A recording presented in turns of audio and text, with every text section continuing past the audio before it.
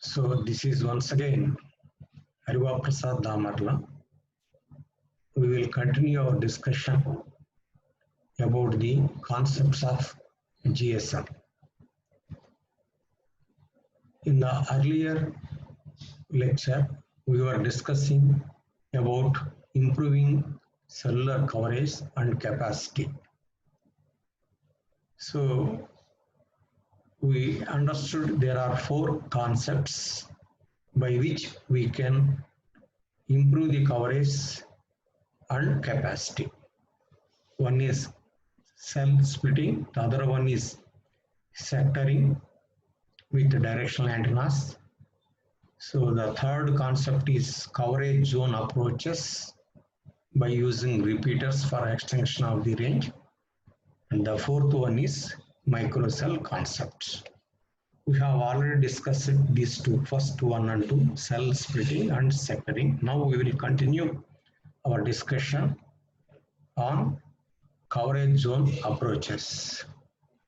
So the third concept is coverage zone approaches by repeaters for maximizing the range extension.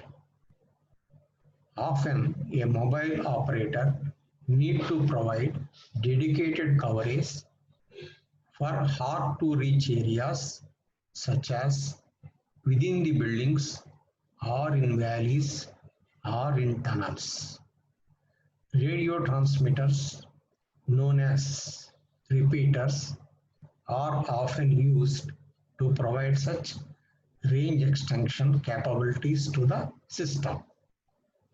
If you consider some hard terrains like within the buildings, the mobile signal may not penetrate into the buildings built with rock and mortar, built with bricks or with steel. And similarly, the signal cannot reach the valleys. And other scenario, the tunnels also poses a problem because the signal cannot reach from mobile tower into the tunnels. So in such cases, we deploy what is known as repeaters. So repeaters, they receive the signal from the mobile station and retransmit to the hard to reach areas like within the buildings or alleys or tunnels. By using repeaters, coverage area can be improved, or we can say range can be extended. However, it does not extend the capacity of the system. The capacity of the system remains the same because same number of channels we are using. Only thing, to resolve the issue of tunnels bar valleys, we are providing the repeaters which will boost up the signal and retransmit into the valleys or into the tunnels. Repeaters receive the signals from the base station, then amplify that signal and retransmit to the specific coverage area. However, the cost of the system increases by using repeater. The main drawback is that the repeater not only amplifies the signal but also noise signal. Therefore, the repeaters are to be properly placed to minimize the noise and interference. Here there are two issues in utilizing repeaters for range extension bar coverage. So because it is an additional network element, so as far as the cost is concerned, the cost for the telecom service provider increases. That is one drawback. The other technical drawback is the amplifier not only amplifies your wanted signal, but it also amplifies the noise. So the issue of signal to noise ratio deterioration is there. So this is the negative aspect of using repeaters.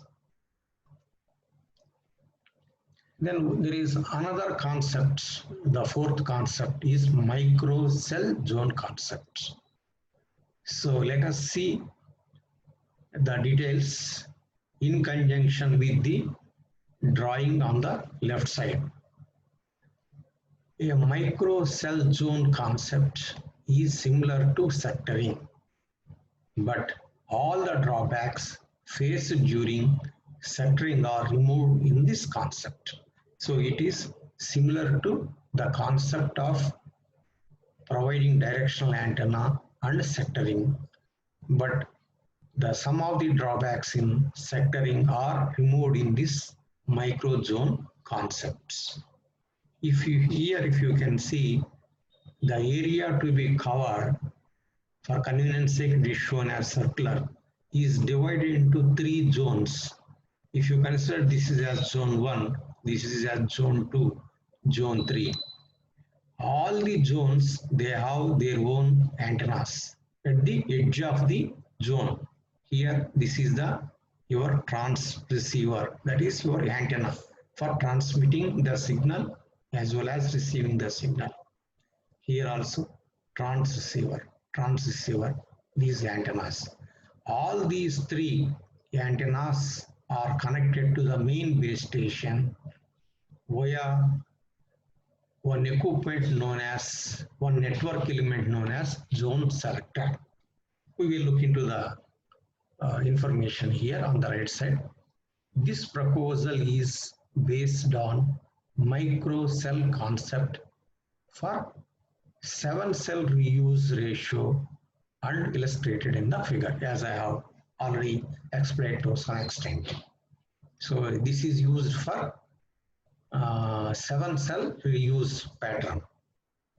In this scheme, each of the 3 zones are connected to a base station, single base station, and use the same equipment.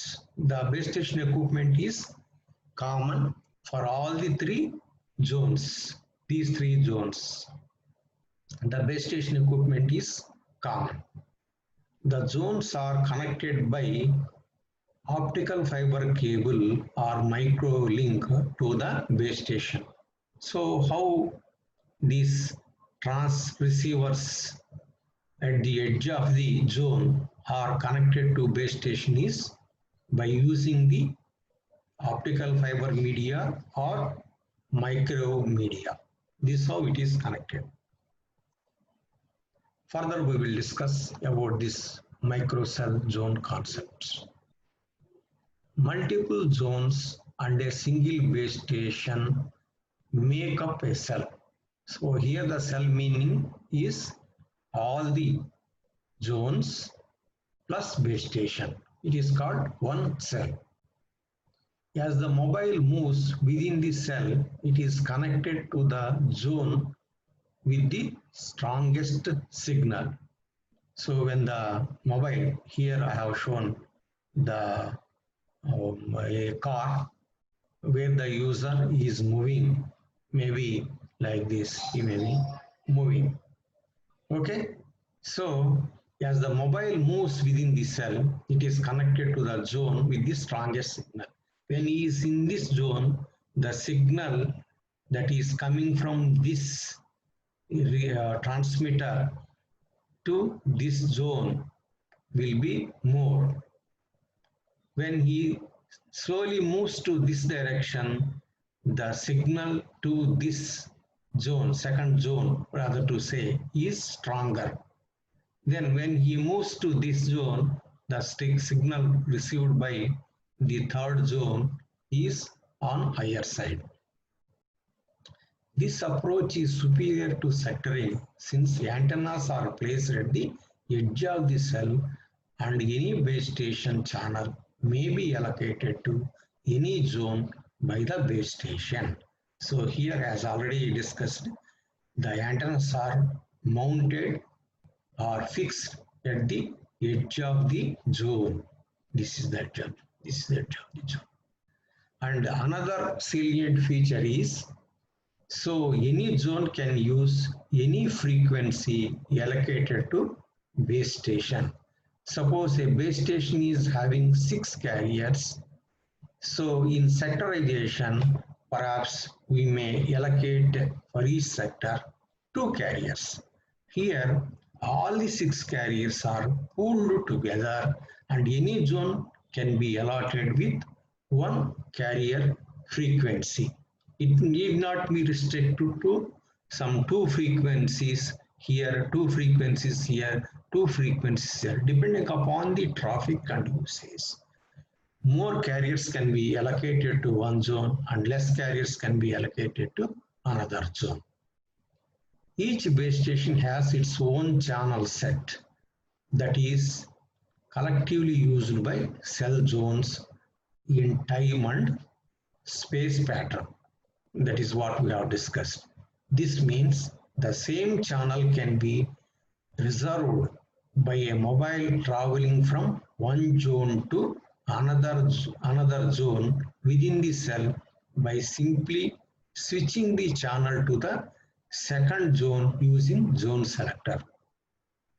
This eliminates the requirement of handoff from one zone to other zone. So the summary is like this. Suppose when the user is in this zone, let us assume he has latched to one of the 6 carriers of this base station. Let us call it F1. When he moves to this zone, so in the normal sectoring, what happens? So the base station, the mobile station has to be handed over to this sector and the carrier frequency may change. But here there is no requirement of change of the carrier frequency. On the same carrier you can speak, only the zone selector will select instead of zone 1, it will select zone 2 because it is within the zone of the second zone. Similarly, when the user moves to this zone, also he can retain the same carrier frequency and the zone selector will select this zone instead of the second zone. Now, from second to third zone, the zone selector will decide about the mobility of the user. So this reduces the requirements or it eliminates the requirement of handoff from one zone to other zone, or rather to say in sectoring from one sector to other sector. So it will minimize the load on your network. So we will look into the advantages of microzone concept. Only one base station can serve more than one zone. A single base station can serve more than one zone. In our example, we have seen 3 zones. Any base station channel can be assigned to any zone by the zone selector.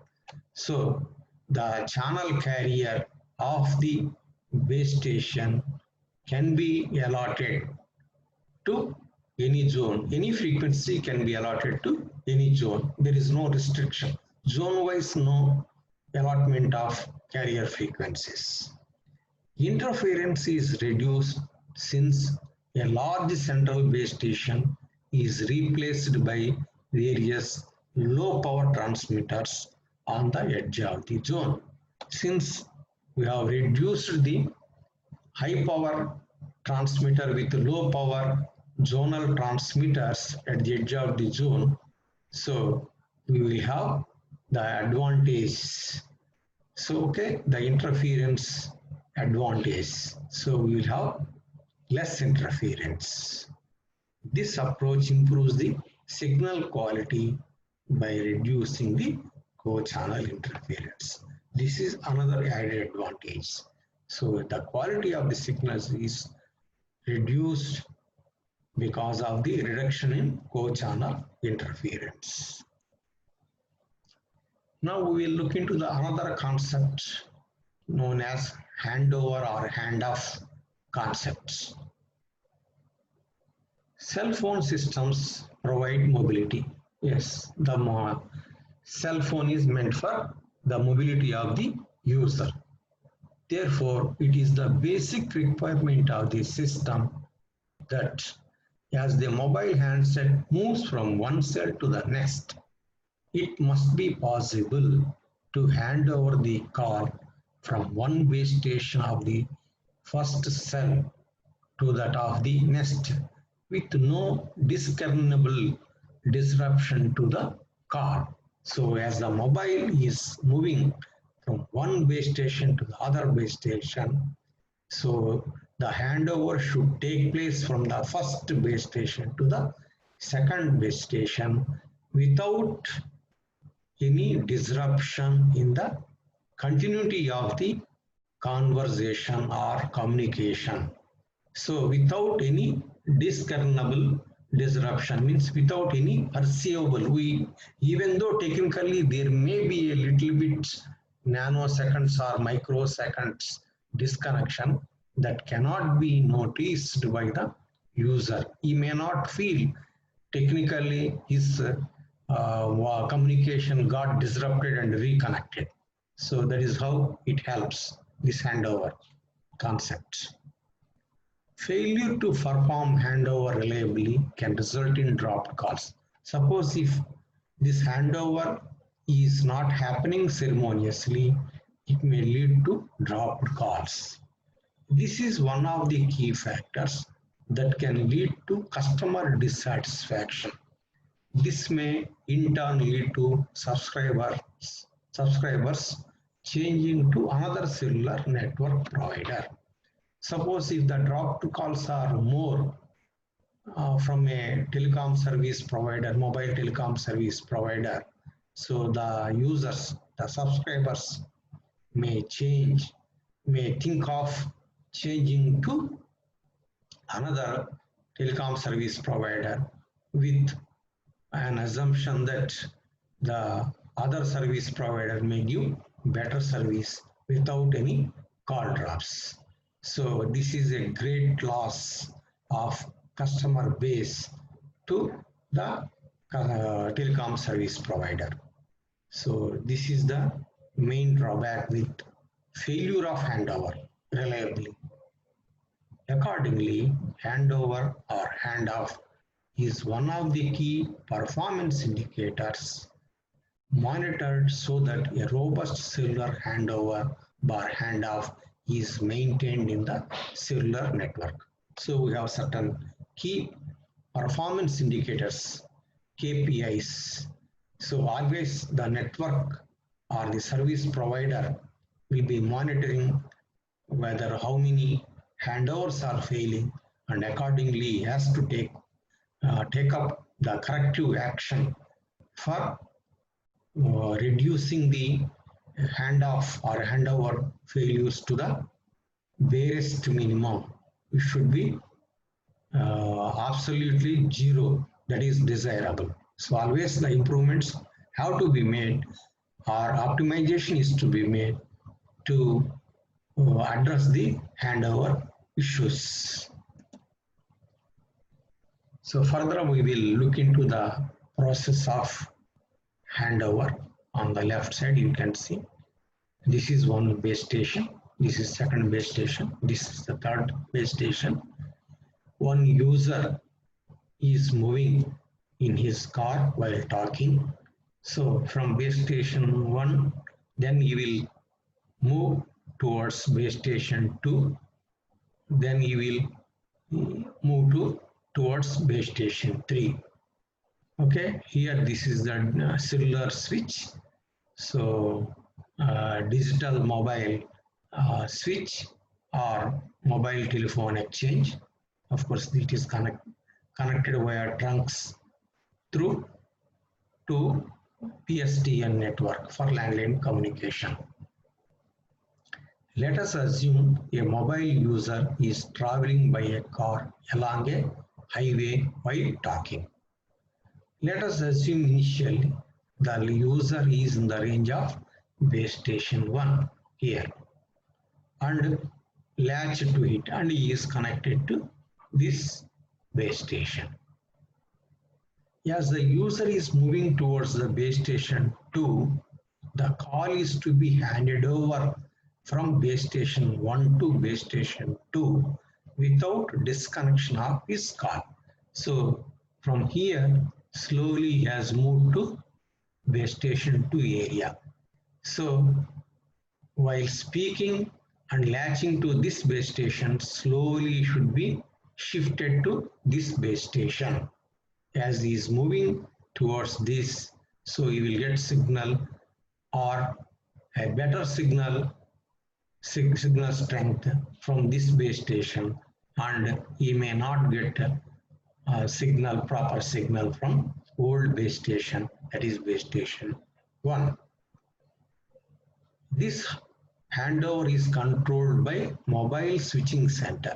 Who controls this switching mechanism from one base station to other base station, from this base station to this base station, as the user is moving, is controlled by mobile switching center, MSC or MSTO.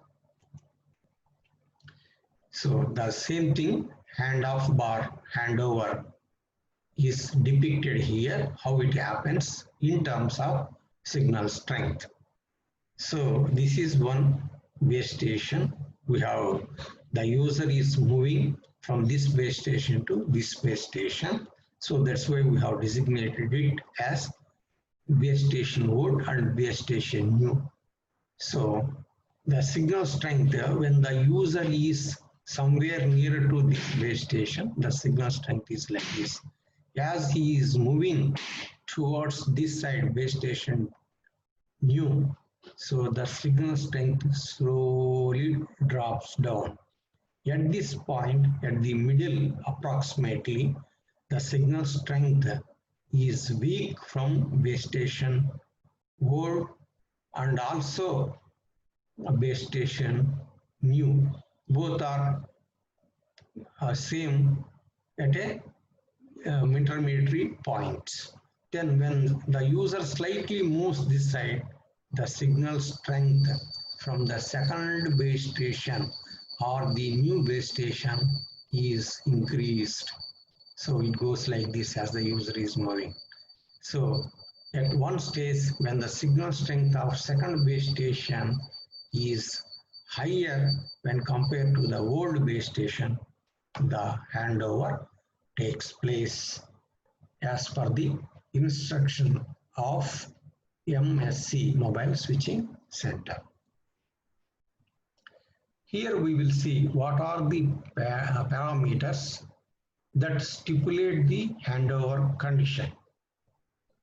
The cellular network needs to decide when the handover or handoff is necessary and to which cell.